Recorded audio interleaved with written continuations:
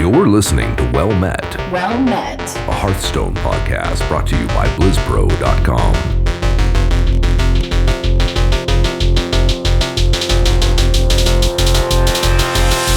Well met.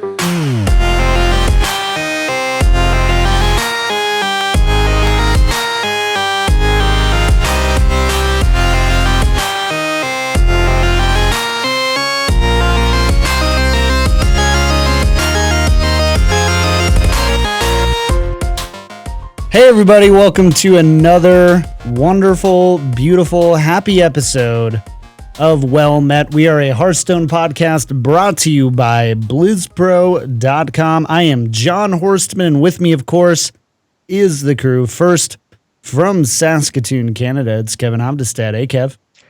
Good to see you, John. Looking forward to a big show tonight. We're doing something we haven't done in a long time, a very long time. So that's going to be the highlight tonight. The return of PvP. PvP is back. Oh my God. Hey, from Kansas City, Kansas or something, right? Is Kansas City in Kansas, or is it one of those tricky ones? There is a Kansas City in Kansas, and there is a Kansas City in Missouri. They are right next to each other. And you're in the Missouri I'm on the one. Kansas side. You're on the Kansas side. Yep. I knew one way or another. It's JR Cook. Hey, JR. Hey, John. It's been a great week. Holiday weekend here in the U.S. Got to see my Royals take first place in the division this weekend with some amazing comebacks. And get to enjoy some barbecue tomorrow and some Hearthstone. It's going to be an awesome weekend. And I know that you hate when I talk about baseball, but I had to bring it back. Oh, I love it when you talk about baseball. The best We're going retro lullaby. today. Back to PvP, back to JR spending 8 minutes telling us exactly which pitcher threw which ball in the Royals game. It's good. Which pitcher threw what ball? Oh, I love it. Yeah, The anti-sports and the sports come together. Take like 20 seconds. In Well Met Podcast. Oh man, No, if we're going retro, like fully retro, you and I have to just be in each other's faces again, right? Like we have to be constantly like, I disagree with what JR said. What did he say? Kittens are fluffy. No, there's no way. Nah, JR doesn't know what he's talking about. not true. Porcupines. All right, so we have a lot to talk about, and obviously it's been a big week, not necessarily for Hearthstone, but I still do want to hear your guys' week in Hearthstone. JR, we'll start with you. How much Overwatch Hearthstone did you play this week? So yeah, I would be legend right now if it wasn't for Overwatch releasing this week. Mm-hmm. You know how much I have played Overwatch this week because you played Overwatch with me a lot this week, and I don't even want to know how many hours we played. But I have played Hearthstone. Believe it or not, I have played Hearthstone. I am currently up to rank 2. I am still possibly going to make that push to legend. Instead of playing Overwatch tomorrow, I'm going to play some Hearthstone and see if I can do it. You think you're going to get past the deuce by the end of the season? I don't know. If I keep the 65% win rate that I'm currently seeing right now with the Zoo Warlock deck that I'm playing, then it is very possible. Because I have the day off tomorrow. I've got a lot of time to play some Hearthstone. I think I can make it happen. Zoo's coming back with all the shaman and warrior and all that kind of stuff. I get excited right now when I see I'm playing against a shaman because I don't even remember the last time I've lost a shaman at this point. Like I've been playing a lot of shaman hate lately, and Zoo also does extremely well against shaman. It's been I started out the season playing shaman. And with all of the shaman hate that's been coming out, it's been more and more difficult to play and get a decent win rate with. Zoo Warlock right now is doing some really good work for me. Last week I played some Temple Warrior, and that did fairly well for me. But Zoo Warlock seems to be the deck that is really doing well for me right now. Nice. Well, best of luck to you for the end of the season. I hope that when we talk to you next week, you talk about your grind to legend. Yeah, one of two things is going to happen. Either next week I'm going to talk about Overwatch because I got tilted so hard in Hearthstone, or I'm going to be talking about hitting legend again. Cool. All right, Kev, how about you, man? How was your week? Not much different. I played a lot of Overwatch, but in between, when I needed a break, I did get some Hearthstone in. My projects of late have not been trying to hit Legend. I've been mostly experimenting with my own decks and trying to see what kind of cool stuff I can make work. Spoiler alert, nothing. Zoo is so oppressive right now. I have like 4 people on my friends list who have hit Legend in the last week with Zoo, because it's just one of those decks where unless everybody is really hard teched against it, it's going to steal games. Like, it's just going to get the nut draw and close out a game on turn 6, and there's nothing to be done for it. It happens a lot. And unfortunately, there's enough different things doing that in the meta right now that you really have to get lucky or be very specifically teched and basically hit the right decks enough times in a row, right? Which makes it very difficult. And of course, I don't want to do that playing mid-range shaman or zoo. I want to do that playing token druid or camel hunter, right? So I've been trying to mess around with these things. I got my rank 5, so I'll get my gold my gold epic for the month, and I've been trying to close out. I'm like 30 wins away from gold priest, so I really want to get that done. And that's where I'm at. I'm just going to enjoy that for the rest of May, and then see what the world brings in June. Maybe decide it's time to make the push again. Nice. Yeah, I've been doing a lot of the same. I played so much Overwatch, and that was not a surprise to me. What was a surprise to me is Katie is already up to level 20 in Overwatch on Xbox. Like, she is playing out of that, and it's amazing. It's such an amazing game. I played quite a bit. I did get to run a little bit of Hearthstone because I always run Hearthstone on my breaks and on my lunches at work and things like that. I'm up to the top of rank 8, and so I'll probably hit 5 if I get some time the next couple days, but I really haven't been focusing a whole lot on the grind this month, but I'll definitely be back at it and doing it next month. So yeah, that's about it. Whew, we did a pretty good job at not talking about Overwatch the whole time. So good far, job. so good. Well met, high five. And let's go ahead and talk about the news. This week in Hearthstone, Heroes of Warcraft.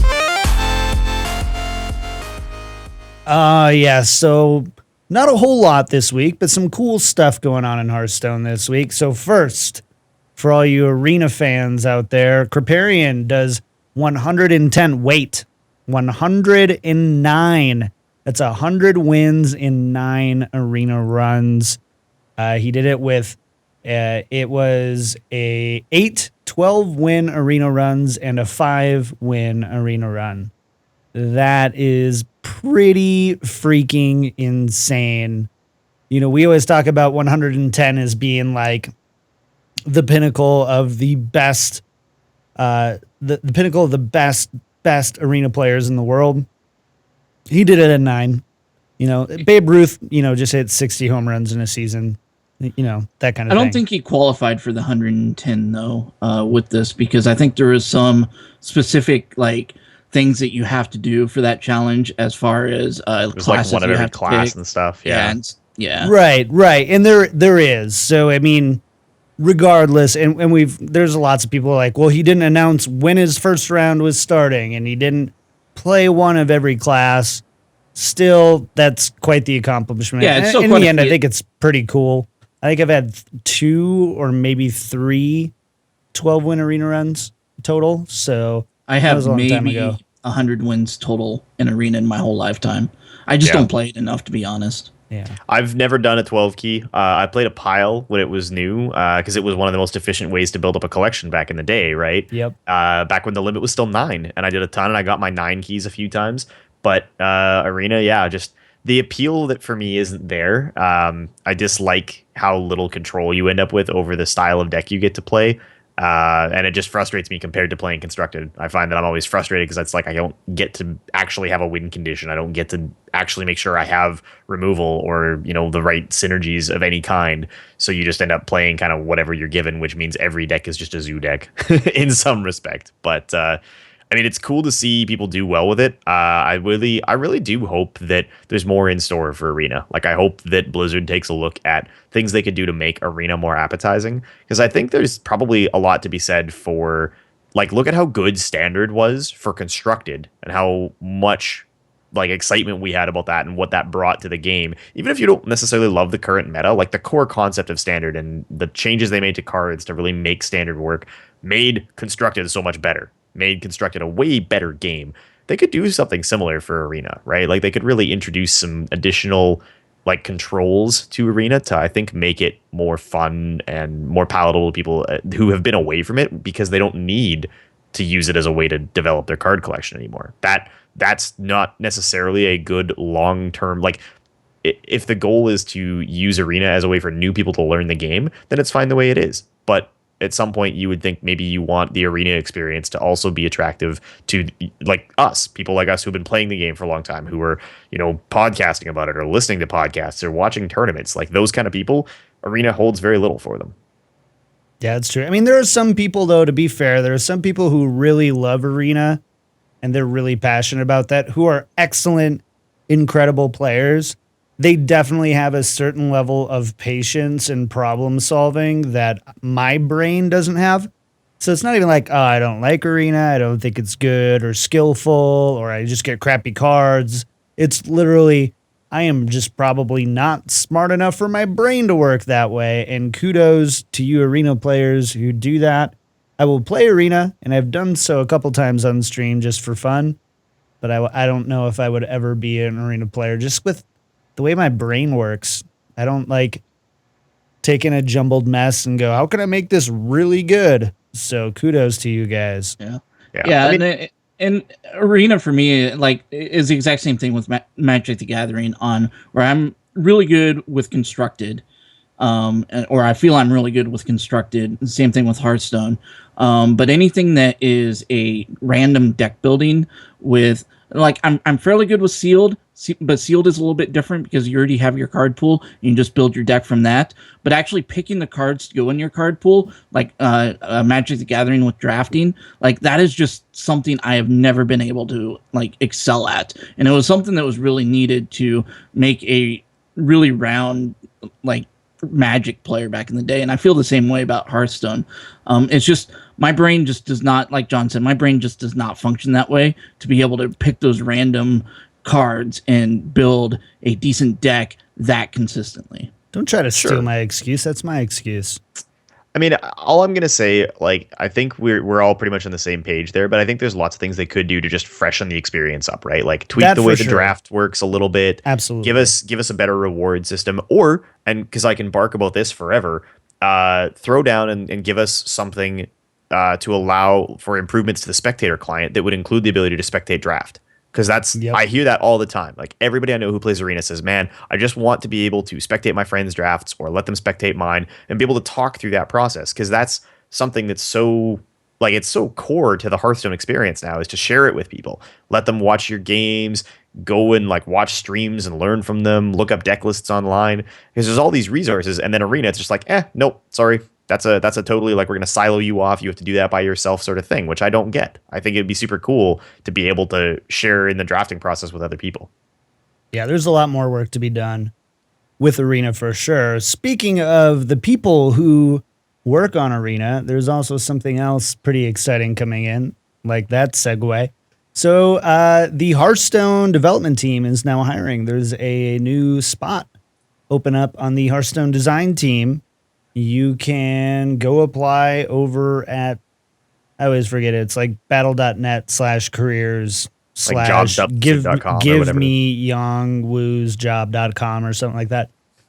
Something pretty close to that. And you can go over there and check it out. So doesn't happen very often. So it is pretty noteworthy for us. And the team's pretty small, pretty tight knit, not a lot of turnover in that team. So pretty cool to see, that they're either hiring or replacing. It sounds like they're hiring, not replacing.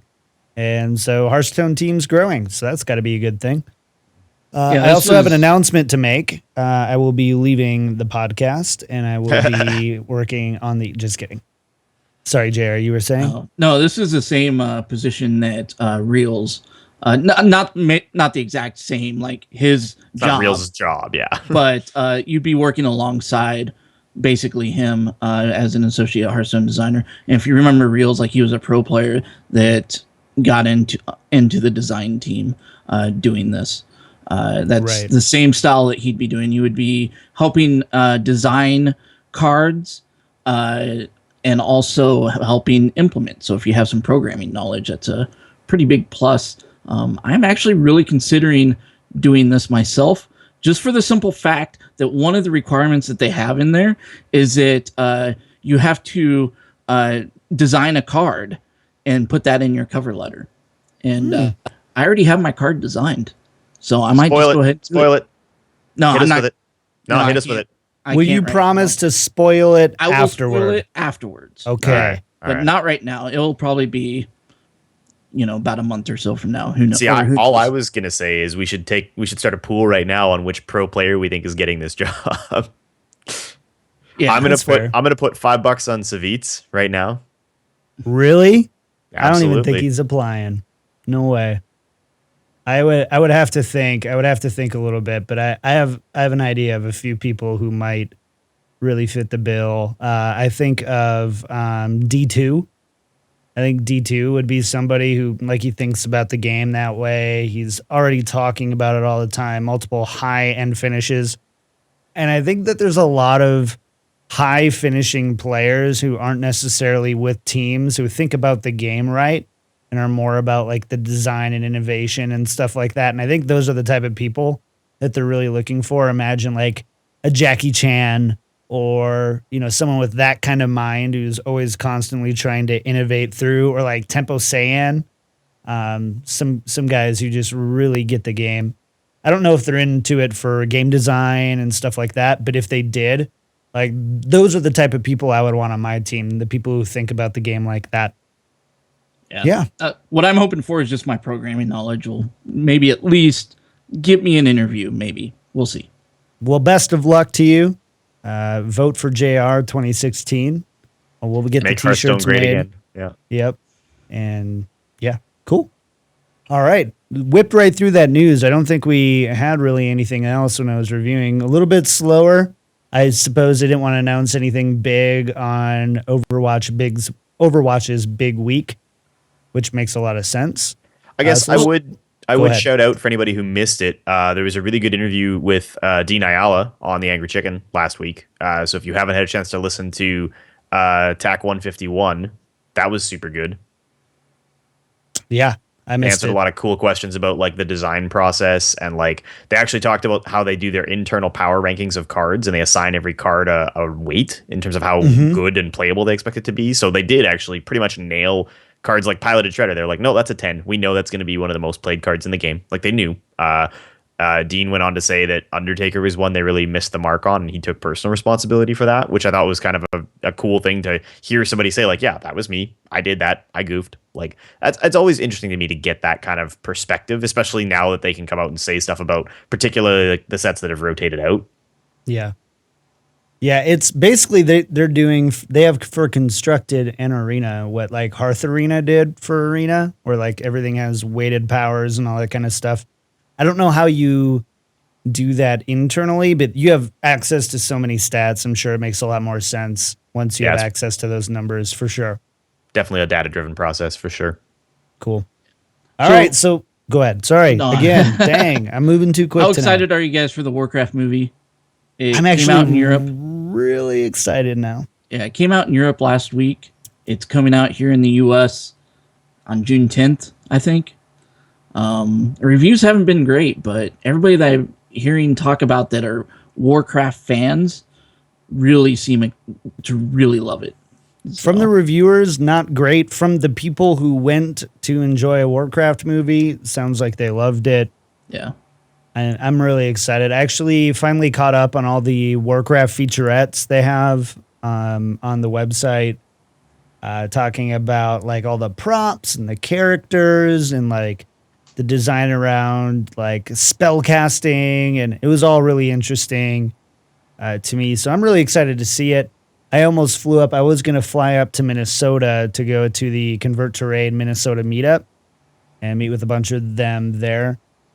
Ended up not being able to make it work with just the how expensive the flights were, but I wish I was there. I'll probably try to do something. In fact, if you're in Colorado and you think you want to get something going for that, let me know, and maybe we can hook up and get our own little thing going in Colorado. Who knows? Might be really cool. Yeah, I'll definitely go see it. I just don't really care for movie reviews. Not about like movies in general, let alone movies to do with things I care about. But like most people, I think, go into movies with the intent of enjoying them. Like they go in and they shut their brains off. They're like, I just want to be entertained. They don't sit there and like pick apart continuity. Like that's not the average person's experience with a big movie like this. They just go in, they're like, all right, that was fun. That was cool. Was it worth my time? Was it worth my money? I've only seen a couple of movies ever that weren't, and I expect Warcraft to be a strong presentation as far as just like general enjoyment. People who are going in there and they're like, I was really hoping that there'd be more Blood Elves. It's like, all right, you know what? You maybe came at this from the wrong angle. We can't help you with that. Sorry. But if you're a Hearthstone fan, the Warcraft lore has a lot of really cool stuff going on. You'll see names you'll recognize if you go watch the movie. I think it's worth people's time. Yeah. Totally. Absolutely. Be a part of it. I strongly encourage you, be a part of it. Great. All right, let's talk about the meta. There's a lot going on in the world of Hearthstone, and we finally have metas that aren't like meta reports that aren't 6 days old and kind of weird. And so let's go ahead and talk about these first. So Tempo Storm just today came out, right, this morning, right? I think so. It was either today or yesterday. It was earlier today, yeah. Cool. So earlier today, Tempo Storm came out with their meta report, and Kev, give us a rundown. So one thing that Tempo Storm has done that I think everybody's been pushing them on forever is they've allowed the number of decks they're calling tier 1 to be flexible. So it's not just 4 decks all the time. We've had weeks where it was 5. This week it's 3. Tier 1 this week, mid-range, Shaman, Zoo, and Tempo Warrior. None of which are surprises to me. I think that's a pretty obvious list to most people. I'm actually surprised to a point that they aren't listing Patron higher, just given what's out there right now. But in general, Shaman and Warrior looking super, super good. And everybody else kind of fighting for 10th place after them. I don't know, JR, what did you think? Is there anything in this report that leapt out at you? Not really. Like, I would actually replace... I would flip around mid-range Shaman and Zulok at this point. Just for the fact I don't think you're going to hit Legend with Shaman, unless you are really, really good with Shaman. But it is still a deck that is controlling the meta that a lot of people are playing, and the decks that... It's a lot like Patron in a way, that the decks that are being played because they're good against Shaman. I'm glad that they have Tempo Warrior up there. I feel like Tempo Warrior is a very strong deck, if not one of the strongest decks in the game. So you see that here. Mid-range Hunter possibly could be a little bit higher. I don't think Miracle Rogue... I think it can go above Miracle Rogue. I don't think Miracle Rogue should be up that high. And the biggest thing for me was the drop to N'Zoth Paladin, which really had a big fall and dropped down to number 12 in tier 2. And I actually really agree with that. I do not see that deck as much anymore. And it's a pain in the butt to play against, but it's also easy to beat, to be honest. So Paladin's not in a very good spot right now, but Priest is at least it's really not Priest. Not in a good spot at all. Yeah. Like Priest it's is pretty rough. Terrible right now, and Druid is in a rough spot as well. Yeah, there are definitely 6 or 7 classes right now only in the meta, whereas the first couple of weeks we had a pretty healthy balance of different classes being represented. Really interesting to me is Pirate Warrior at rank 7, rising 8 spots, and then the week before that was even lower at rank 23. So it has gone in 2 weeks from rank 23 to rank 7. And I have not run into this deck yet. I have not played it, but I'm really curious to. In fact, after the show, I might build it up and just see what we can do with some Pirate Warrior. It'll run fast, which will be fun. It's different, so that'll be fun too. And we'll see what happens. So I think that's kind of interesting. The thing that I don't agree with it is, even though it is ranked 7, it doesn't do well against Temple Warrior, doesn't do well against Zoo. Splits with N'Zoth Paladin and Aggro Paladin, does really well against slower decks like Reno Lock, Miracle Rogue, Midrange Hunter, which is kind of nice. It does well against Tempo Mage and Control Warrior. And so it does have some good matchups, but I don't know if you run into those on the ladder enough to make that a rank, a 7th ranked deck. And so I want to try it. I want to see what it feels like and go from there. Yeah, I mean, if you remember, it was 2 or 3 weeks ago when I was doing my own meta report, and I said Tempo Warrior was near the top, and I included in Tempo Warrior, Patron, and Pirate as all being kind of that tempo based. I included all 3 of those in there. So I'm not surprised at all to see Pirate Warrior come up to the top, because it does play out a lot like Tempo Warrior. And Patron Warrior plays a lot out like Patron Warrior, or like Tempo Warrior. There's very small differences between those 3 decks, and they're all just very good. And the rough thing about them is they all start out like Control Warrior. So you don't know if you're going to play Tempo, Patron, Pirate, Control Warrior, or Dragon Control Warrior, or even Cthulhu Control Warrior. There's so many different versions of Warrior right now that it is a very difficult deck to play against. To know what you're playing against, to know how to mulligan. And that's one of the reasons why Warrior is, like, you're seeing all these different versions of Warrior near the top of the meta right now. Well, the thing that's crazy to me, and like, I'm going to maybe say something borderline controversial here, but right now all the top decks are super, super interested in tempo, right? And we're still seeing a heavy prevalence of weapon classes, which are only contested really by Zoo, because they can just throw down such aggressive minions so quickly that even being able to use weapon efficiency doesn't matter. But all of these matchups, like if you go through these lists, they're all pretty even, right? There's very few like truly one-sided matchups. Like, and I'm not talking one-sided like 90-10 like Control Warrior, Freeze Mage. I'm talking most of these decks split 60-40 or narrower. Like if you look at the matchups for a deck like since we're talking about Pirate Warrior, right? The only matchup that Pirate Warrior has that's super good is against Miracle Rogue or ostensibly like Reno Lock. Everything else, it's basically going to split 50-50, give or take 5 to 10 points, right? Like they're all really close matchups.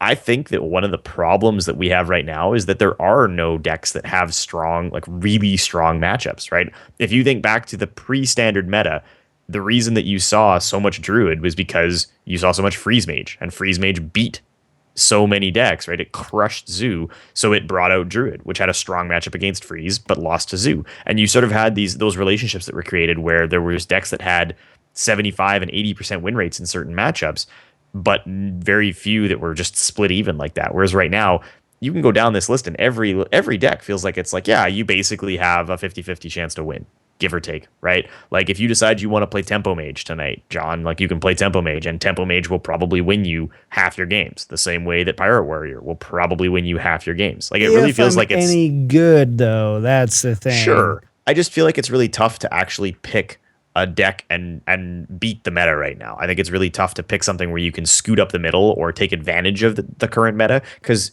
what deck is actually going to do better than 60% right now? If you're really lucky, 60%. Like I think everybody's playing in the hopes that they just get good mulligans and maybe lucky on the matchup for an extra percentage point or two. There's nothing you could play today now that would give you like a 65% cruise to legend win rate. It just doesn't exist. That's not the meta we're playing in.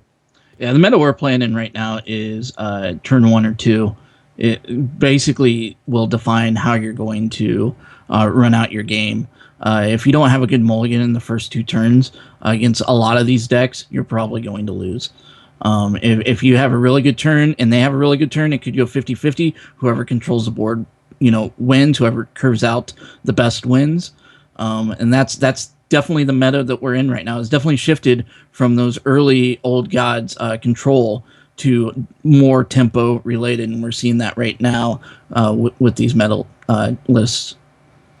Yeah, I would definitely say right now, if I were seriously making a push right now, I would take a look at some of the different Zoo archetypes. I know Muzzy has a Zoo archetype out there right now that loses the Leroy and brings back the Doom Guards, which just gives you a little bit more staying power. Even though you're losing those cards, obviously, the staying power is really important. Does well against mid-range Hunter, which is coming back. Really holds its own against Shaman, which is something that can be pretty hard to do for basically any other popular archetype right now, except for Warrior. And then it does really well against Warrior, too. And so I definitely think if you're making a good push and you're seeing enough shamans and warriors and you think you can win the mirror or tech a card or two to, take the mirror, maybe it is adding a sea giant back in or something just to get that mirror value. I do think that this is a really good meta for Zoo right now. And this, of course, is all assuming as well that Tempo Storm's win rates are semi-accurate, which I do think, especially at the high level of play, they are. But there have definitely, and we've commented them on the past, there are definitely some win rates sometimes that we don't totally agree with. And I would say, too, that if you are a competent player playing these decks and climbing the ladder and not at legend status, you should see a little bit wider range of wins and honestly probably losses, too. But you're going to see a little bit wider range of your win-loss ratio, either in your favor or not. But there are definitely some good decks that can run that, it's not like every deck you're going to run is going to be 60% at best. It's really if you are playing people of equal skill and playing these decks, and they're playing decks that at an equal skill level to you, that you should be seeing those types of win rates. So I have a question for you guys. Tier 2, we're seeing Mid-Range Hunter at number 8 right now. Mid-Range Hunter is one of those decks that I see pretty consistently right now when I'm laddering. And I want to ask you guys, how would you think Hunter would be at right now? How good would you think Hunter would be at right now if it was not for Call of the Wild? I mean, Call of the Wild is a pretty decent mid-range win condition card, right? And that's given them a lot of staying power. But I think Call of the Wild really relies in a lot of ways on Hunter already having the board, right? So I don't think Call of the Wild is the problem card everybody thinks it is. Really, Call of the Wild is 5 damage on turn 8, right?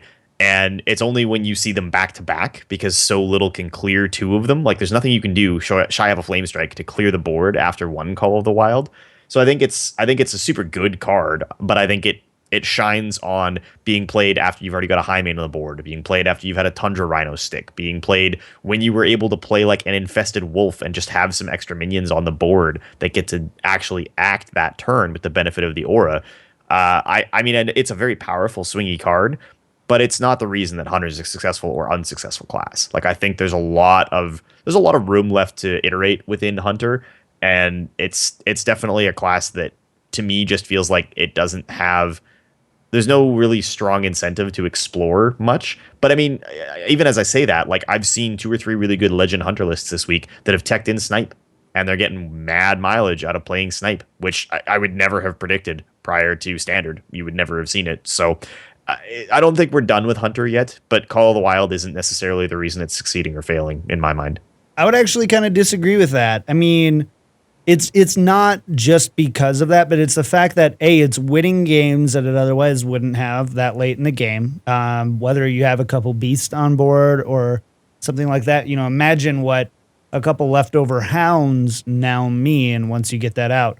On a blank board, you're right. It's just as good as putting out a Ragnaros against a board that's already pretty heavily against you. It can sometimes eke out a win, but ultimately it's kind of a desperation play. But Hunter is still very good, especially with some of these new spells that we're seeing being teched in, like Snipe and things like that. Hunter is good at not falling behind now, and the problem is that it has trouble finishing, and it's not really used to finishing post turn 9 or 10. Anyways, even before all this, you run your Highmanes and you run Dr. Boom, and you hope that that's enough that they can't actually go ahead and do that. And then you finish it off with hero power and kill commands. And, at that point, you should have made them waste enough, and you should have been able to eke out enough damage that, you're able to win. But with some of those sticky minions gone, they're kind of resorting to Call of the Wild to sometimes come back, but it really is winning them, I believe, quite a few games. I do believe that without Call of the Wild, you would not see this in Tier 2. It would definitely be Tier 3 deck, because again, it's not a slow meta, but these games are going to turn 10, 11, 12, 13, 14. And as a hunter, you've used all your card draw by that point. So if you don't have something like Call of the Wild in there, some sort of way to put 3 minions on the board in one turn and say, okay, I'm still in this. I think with Call of the Wild, Hunter would be in a lot of trouble. That, and you have such a high percentage of doing back-to-back Call of the Wild because it's a high-cost card, and if you're going that late in the game with all the card draw that you have, the chances of you getting a back-to-back Call of the Wild is actually really good, and it's probably the most devastating thing you can do in the game right now is that back-to-back Call of the Wild. The other turn that Hunter's very strong on right now is turn 4 with Houndmaster with some of the smaller, stickier minions, beast minions that Hunter has also gained from the old gods. Those seem to be the 2 turns, but yeah, late game right now, if it wasn't for Call of the Wild, Hunter would not be as high as it is. And right to now. be fair, assuming that you're not drawing any extra cards and you're not mulliganing for Call of the Wild, you're at a lower than 50% chance to get double Call of the Wild, but it's going to sit in like if I had to guess, I'm not doing the math right now, but it'd probably be somewhere in the mid 30s to low 40% to have both Call of the Wilds by your 13th or 14th draw, which would take you... Which is still a pretty good percent, though. That is a good percent. Yeah. Don't get me wrong, but it's not like this massively favorable percentage point, especially because you're probably not mulliganing everything away on your mulligan. So you're probably keeping something there. So, probably 30-ish% best case. That's still for the 1 out of record. 3 games. Just for the record, when you're in my opponent, it's 100% chance, so. That's true. Always Huffer, too. 3 Huffers, actually, for Call of the Wild Yeah. is what it ends up being. All right, I think we spent enough time on this one because Vicious Syndicate has been doing this amazing report that they bring out I don't know how often they're doing it right now, so I feel bad. But they have their Data Reaper report number 2. And basically what they do is they have this tracker that you can install, and basically it shows the opponents, what you're playing, what opponents you're playing, and kind of gives them access to data like what's being seen at certain levels, what decks are doing well, what aren't. And it's really interesting. And I actually don't know if this does win rates. This is something that someone dropped to me today and I totally missed it. So I feel silly. I don't think it drops win rates, just play percentage. But still, if you're looking at running a deck on ladder and you want to beat the top 3, decks, because the top 3 decks typically take up more than 50 to 60% of what you see on the ladder, statistically, this is going to be a great way for you to decide what kind of deck to run. So to kind of give you a breakdown, Jared, did you get a good chance to kind of look at this? Yeah. So the biggest thing is, like, right now, like John said, these are kind of the percentages that these decks are being played. So the number 1 by far is a Shaman. You're going to see either mid-range or aggro as kind of the main 2. Almost over 20% of the games that you play against is going to be Shaman, and I kind of agree with that. It seems to be a little bit less in this last week, but I would say the first 3 weeks definitely might have even been higher than that. And then number 2 is Warrior. And once again, like we were saying earlier, like there are so many different versions of Warrior. You're going to see about 17% or so a Warrior, but only less than 5% of that is Tempo. And which is the largest represented. Which is the largest representative. But then you've got Control, Pirate, Cthulhu, Dragon, and Other, which... there have been a lot of aggro warriors out there, a lot of aggro dragon warriors out there, a lot of Cthulhu dragon warriors out there. I mean, there's a lot of different variations of warrior. And then number 3 is Warlock. So we've already hit our top 3. Zoo is dominating that at about 10%, while Reno is about a little closer to 4%. And then after that is Hunter, which mid-range is the most dominant form of Hunter right now. Seeing the most, and then after that is Rogue, and then beyond that is Mage, Druid, Paladin, Priest, which are significantly less. Yeah, absolutely. So those are the overall, though. So I believe that's for all different ranks. So Right. from any rank to any rank. Now, what they do is they go ahead and break it down by legend. So if you are looking at the legend ranks, they have about 1,000 games tracked, and you have warrior and shaman switch. So a lot more people playing warrior than shaman, which makes sense because warrior beats shaman. And if there's a lot of people beating shaman, why wouldn't you run that? And then you've got warlock in third, and then rogue slightly overtakes hunter, even though there's more mid-range hunter being represented than miracle rogue. So kind of interesting there. And then what my favorite thing about this whole thing is for people trying to go from like rank 5 to legend, and they're trying to they're trying to get a leg up there, like what's being played at rank 5 to 1, 23-ish% shaman, which is kind of insane, and like mid-range, and half of that is aggro as well, so pretty interesting. And then you've got warrior, hunter, and then warlock, and then miracle rogue falls down from there. So Kev, what do you think about the different types of sets of data that we have here? I mean, I really like having the data. I wish that there was a lot more of it. You'll recall we've seen those reports coming out of China where they've got the breakdown of millions of games worth of data because it's so common for everybody to be using the same tools in the Chinese server. They've got I think the sample set here they said was something like 3,500 games, which is obviously great. It's great to have that information, but it's still a pretty small set of games in the grander scheme of things. So it would be nice to see a little more data. But the biggest takeaway for me, honestly, looking at this right now and looking at what we just talked about with the Tempo Storm meta, why isn't everyone playing Patron Warrior? Like, Patron Warrior is even or favored with the other like top 6 decks on Tempo Storm, and decisively ahead of most of the most played decks that are showing up here in terms of being most played. Beats Shaman, both types, beats most other Warrior, beats Zoo. Like, it screams, beats Hunter, or splits even with Hunter. I don't understand why everyone isn't playing Patron Warrior right now. I know it's a hard deck to pilot, but I want to log off. I want you guys to finish the show without me, and I want to go play Patron Warrior right now because all signs point to that being the best possible decision right now. Well, my question is, especially with this list, like, would they include Patron in other, or would they include Patron in Tempo? Because like I've said many times before, Tempo and Patron run very much alike, and there's a difference of just a couple cards.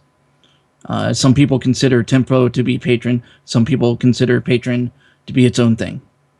I mean, I think it's a fundamentally different deck. Yes, the shell is probably the same 25 cards, but Patron has a totally different concept of how the win condition should work. And it also obviously is way more keen on the cycle, which there's less draw for sure in Tempo than there is in Patron, just because of the way it plays out. Which also means that you win any game where your opponent doesn't have sweeper removal, right? Patron auto wins, honestly, against like Zoo, any kind of druid, any class that doesn't have multi-target removal, right? Like rogues without vanish don't win against Patron. Like, Patron just seems like it should be in such a good place right now. I don't know. I'm gonna experiment. I'm gonna play some Patron later. That's the outcome here. Cool. All I know is I see a lot less Patron right now than I did earlier in the season. So I have seen it drop off quite a bit. But I mean, so to your point, right? Because I think this data for me backs up something that we have actually talked about a lot on the show, which is how difficult a deck is to pilot being a huge factor, right? Look at the top decks here. Tempo Warrior, mid-range Shaman, Zoo Warlock. Like, yes, there's obviously decision making in all of these decks. I'm not trying to downplay the significance of them, but if you compare them to the complexity of learning to play Patron or Miracle Rogue or any of the really complex interactive control decks where you need to value every single card, like these are the modern day equivalent of the old school Druid, except there's no combo to win the game with. Like, you play the best play you have on curve every turn. There's Secret Paladin 2.0, right? Within modern context for most purposes. Tempo Warrior isn't sitting there trying to frantically do math for lethal. They're saying, okay, it's turn 4. I have a Bloodhoof Brave. That's the best play I can make. Like, that's what we're seeing is decks that do that. They run a little bit of draw. They don't empty their hands entirely. They're not aggro decks. They're not Secret Paladin. But I would say the most popular decks right now are consistently the ones that can steal games and are the easiest to pilot. Like, I think that's what this data really points to. Well, yeah, if you look, like, Freeze Mage is only seeing about 2%. I still think it's a fairly strong deck, not nearly as strong as Patron, but it's one of those decks that's hard to pilot and takes a lot of math to kind of get your lethal figured out. So last thing I want to hit on, because you guys are warming up for what's coming next. I love this. But before we jump into some PvP, the last thing on these reports is something called a meta breaker of the week, where they highlight a deck that, based on what we're seeing on ladder, here is the deck that is best suited to deal with that, assuming that these statistics stay true. And that is Muzzy Zoolock that I was actually talking about a little bit earlier, that runs Doom Guards instead of It runs it instead of, oh my god, I'm so stupid, Leroy's and something else, and also runs Forbidden Ritual, which is kind of cool. I've seen that in and out. It does tech in an acidic Swamp Ooze as well, so pretty good. And the other cool thing about this deck is it's super cheap. So if you are a new player and you want a competitive deck that you can compete with, this is a 1400 dust deck with no legendaries at all. And so it's all right there, and definitely something that you guys should consider playing, especially if you're wanting to play competitive. I am not saying it's the most fun deck. I'm not going to say people are going to love you for it, but it will win you games, especially after you get the initial hang of how to play it. So I will say, since in the last week of playing Zoo, I have gotten a lot more friend requests from my opponents this week than I did when I was playing Shaman. So, and they all want to give me the friendly internet hug. Oh, just lost video here. That was a little bit awkward. Sorry about that. We'll try to get that back. While we're doing that, you know what? I think it's time for some PvP. Player versus player. In Player vs. Player, two hosts face off in a spitfire battle of Hearthstone knowledge and wits.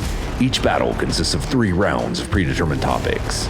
Within each round, each participant has 90 seconds to make their argument. After all 3 rounds, the victor is chosen as this week's PvP champion. The PvP champion will bask in their glory until next week, when they will become judge in the Player vs. Player arena.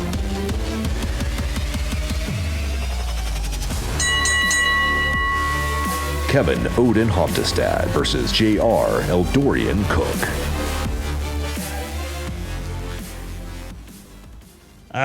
Yes, we are back and looking at some really exciting PvP action this week. I'm really excited to be going through this with you guys. So let's go ahead and jump right in. So we've got 3 topics this week. I'm really excited about them. The first one is going to be the classic card most in need of a nerf post-standard. The second one is going to be the most effective tribe in standard. And then the third is going to be the most surprising card in Old Gods. I do have a straw poll created so that those of you in our Twitch chat can weigh in as well who you think won or lost. So I'm going alphabetical here. So, JR, I'm going to give you the first crack at the classic card, most in need of a nerf. But, of course, before we go, I want to hear a little smack talk from the two of you. So, JR, I give you the table. Lay down your smackdown for me, please. All I have to say is USA, USA, USA. We beat Canada every time. That's all. Oh, man. You're playing right to my heartstrings there. I love it. Kev, what about you? I mean, I don't even know that I have to respond. It sounds like JR doesn't actually know how smack talk works. This is supposed to be a contest of Hearthstone wits, and he's going to rely on patriotism? No. We're here to discuss serious topics with serious consequences. I have picked out, through extensive study, the cards that are most appropriate for these discussions, the tribe that's most appropriate for this discussion. I'm gonna laugh my way to the bank. It's really, I feel bad because we do 3 rounds, but I'll have won after the first 2, and the third one's just gonna be for show. Wow, that was a little harsh. Yeah, I'm just kidding. That was good. Good job. That's exactly what I asked for. That's what I wanted. Let's go ahead, get into round 1. JR, take the floor. Classic card most in need of a nerf post standard. So this one was a little bit difficult because I kind of had a toss-up. But for me, I think Knife Juggler still needs some nerfing done to it. And I think the preparation nerf is needed to try and stop Miracle Rogue from being a forever deck. However, my main choice would have to be Divine Favor. A lot of nerfs that Blizzard has done has been against card draw and that card draw advantage. And in an aggro-style Paladin deck, Divine Favor has absolutely insane possible value. There is no card in the game right now that is even comparable to the amount of card draw you get in the game other than playing Harrison on a Shaman with a 6-charge Doomhammer. The way the card needs to be nerfed is to probably provide some kind of limit behind it. It's a card where you can be ahead in board control and by dumping your hand early, and then having an advantage of drawing a ton more answers after doing so. It's a card that at this moment isn't the biggest problem in the game, but for Paladins to have this ability forever, it's a card that definitely needs to be looked at. And that's why I chose Divine Favor right now instead of some of these other classic cards. And I think it's a card shut up. Need to be nerfed right off the bat. Shut it. Just kidding. Well done, though. Well done. All right, so Divine Favor for JR. A little bit of a surprise. I like this. I think that's a cool pick. Kev, are you ready? Totally. All right, so I decided to be a gentleman, and I didn't take the obvious free win of suggesting Doomhammer, because everyone's going to go for that. And you guys have also heard me complain about Auctioneer, so we're not going to go there. My pick for card that absolutely 100% must change in the next iteration of Standard is Leroy Jenkins. This has been a consistent theme in how Blizzard has nerfed cards, how they've modified the game over the years. Charge has been one of the most problematic mechanics in the game. We saw them make the change to the Druid combo because it could do 14 damage from the hand unopposed. Well, Leroy double Power Overwhelming, Leroy double Cold Blood, Leroy into a Faceless. There's all sorts of ways in which people are continuing to pull off these high damage charge combos because of Leroy Jenkins.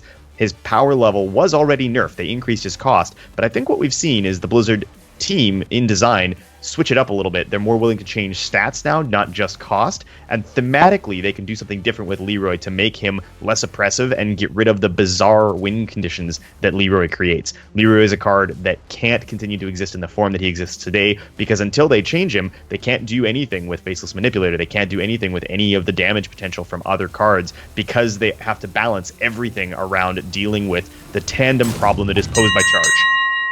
Okay. All right. I hear you.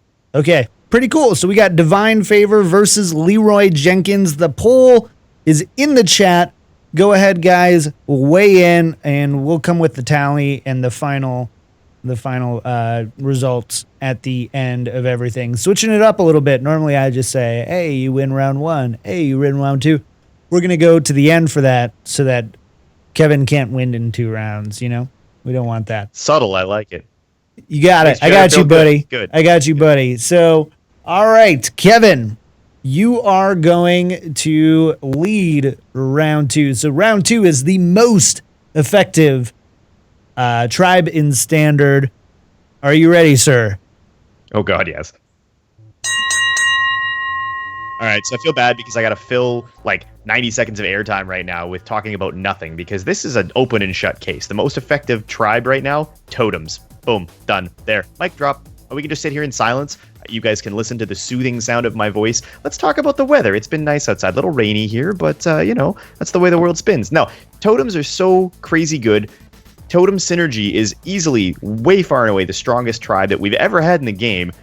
I think it actually puts how good Mech Synergy was to shame back in the day, because it's so oppressive and so good. And it's not just about the cards that are part of the tribe, it's all the things that come from the tribe itself.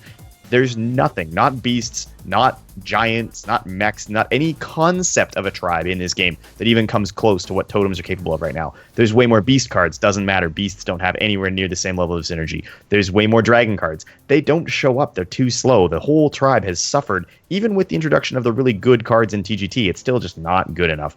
Totems are the tribe that is dominating the whole meta right now, deciding what you're playing when you go to ladder, because you have to play around the power of something as simple as just a 3-4 on 2 totem golem that then synergizes into the craziness that is thinking. Okay, totems. Didn't see that coming. Very clever. Very outside of the box. JR, are you ready? Yeah. So yeah, totems, they're pretty good. I got to give Kevin that's a pretty good pick. However, if you don't want to play Shaman, then why don't you do something with Pirates? I think the best tribe and most effective tribe in Standard right now is a Pirate deck. And the reason I say that is if you look at the meta report, sitting at top is Temple Warrior. Slightly below is Pirate Warrior. But I still feel that Temple Warrior and Pirate Warrior are basically the same thing and play out basically the same way. Staples in this deck include N'Zoth's First Mate, Bloodsail Cultist from the Old Gods, and then add in classic cards of like Southsea Deckhand, Bloodsail Raider, and Dread Corsair, and you have a deck that is centered around really helping out Warrior's staple of using strong weapons in the game. I also don't think that the Pirates tribe is fully fleshed out yet or explored in Standard. One of the great things about it that you can't get from playing totems and shaman is that it can be played by several other classes that also use weapons. And I think in the year of the Kraken, looking forward into the future, we're going to be seeing a lot more. Okay. All right, so totems versus pirates. Surprised I didn't see any mechs. Bring back the mechs. Gorillabot into Gorillabot into Gorillabot. All right. And because I can see what's kind of going on here, Kev, you're actually going to take the first one again for round 3. Don't worry, I got you. So round 3 is the most surprising cards in the Old Gods set. Kevin, are you ready? Absolutely, let's do it. All right, so when we talk about surprising cards, I think what we're talking about is card that we were caught off guard by to see printed. It was something that was unusual, unpredicted. Nobody could have seen it coming. Now, obviously, you could say that about something like Yogg-Saron, but really, we expected them to print crazy cards for these big 10-mana Old Gods. We knew that was kind of the direction that they were going to go. So the card that really blew me away mechanically was actually Sagoth the Slitherer. They're so careful to not really overuse that immune to spells and hero powers mechanic, and then they threw down this incredible big sticky late game taunt that can't be removed by anything other than non-directional random target removal or the Black Knight. Maybe that was an attempt to bring the Black Knight back, who knows, but this is an incredibly bizarre card. We saw just how powerful things like Spectral Knight were. Spectral Knight, a core card in Firebat's 2014 winning Druid deck, conceptually very successful because you had a minion that was immune to spells and removal. And now we've got this enormous minion that, if you see that thing come down right now in the current meta, there's almost no class in the game that's equipped to answer it. There's very little that actually does anything to stop it. If you don't have Black Knight, what do? I think you lose. All right, so what? The Slitherer? Sagoth. There we go. Soggy Goth, the Slitherer. I like it. Okay. All right, JR, do you think you've got a comeback here? Yeah, I've got this. So if you're down in rank 15 like Kevin, you'd probably think Sagoth is a really surprising card right now. However, it's definitely not. There are a lot more surprising cards in the game, and I really wanted to say Yogg-Saron here, but then I knew John wouldn't side with me. So instead, I'm going to stick with the card that's keeping Zoo at a tier 1 deck at the higher levels, and that no one even talked about before the release of the game, and that is Dark Councilman. Absolutely no one was talking about this card before the Old Gods was released. It was part of like that huge wave we got like just a few days before it released. And even then, no one was even talking. We didn't even talk about it on this show. But pairing this with Knife Juggler and Forbidden Ritual gives you some pretty insane value, forcing your opponent to deal with a 5 health minion on turn 3. That's pretty rough. I'm laughing at Kevin's little thing there. But no, if you have that on turn 3 and you pair it with cards like Argent Defender, Direwolf, Abusive Sergeant, like, I don't think you can find any other card in the set that went from no one talking about it to being one of the top cards in the game. Oh my gosh. This was an epic PvP. I love it. If you guys didn't get to watch the video part of PvP, I strongly suggest hop on YouTube and watch. I think it would probably be somewhere around like the hour-ish mark. Watch that last rant because it was good. It was real good. Man, all right. So 3 different rounds. The votes are still coming in, but round 1, according to the chat, Kevin is ahead by 2 votes, 6-4. However, I would myself side with JR on this one. You need cards like Leroy. There's nothing cancerous about what Leroy is doing right now. It's an extended win condition. You can play around it. There's a lot of different things that can be done. And so Leroy is totally fine. Divine Favor is a very scary card, and that if we do get good, fast Paladin cards in the future, it ends up being a problem. So I would totally give the point to JR there. My point counts as 2, so we're calling that one a tie. The second one, round 2, Kevin again wins 6-4. Saying, I'm surprised by that. I thought he would get more, to be honest. Yeah, which to be fair, I don't know if it's just to spite Kevin. Maybe those votes were totems are incredibly strong. It almost felt a little bit like cheating, honestly. Let's be fair, because to be honest, the only thing really powerful about the totem tribe, as far as synergy goes, is Dark from Below. Yeah, there's some other stuff, but Thing from Below. Thank you. But to the point, yeah, that's probably going to be it. And then, very decisively, in round 3, Kevin got crushed 8-2. And so JR is going to go ahead and take. So we've got a tie-ish, and then we've got Kevin, and we've got JR. But because the audience voted the way it did, Kevin ekes out the tiniest of tiny victories. Congratulations, Kevin. Good job. It was well fought. You can tell JR's ego is extra crushed because he lost to a ranked 15 player. Yeah, whatever. Hashtag rigged. All right, Kevin, you have the stage for your moment of gloating. Anything you want to say? You know what? I missed PvP. This is too much fun. I don't know why we stopped doing it. We got to do it again. Yeah. Right now? Want to do it right now? I'm just kidding. Go again. Go again. No, I think I believe we are done. Dunzo done. Thank you guys so much for hanging out for episode 63. I need to take a moment and thank our friends of the shows, Sean G, Martin Z, and Albert T.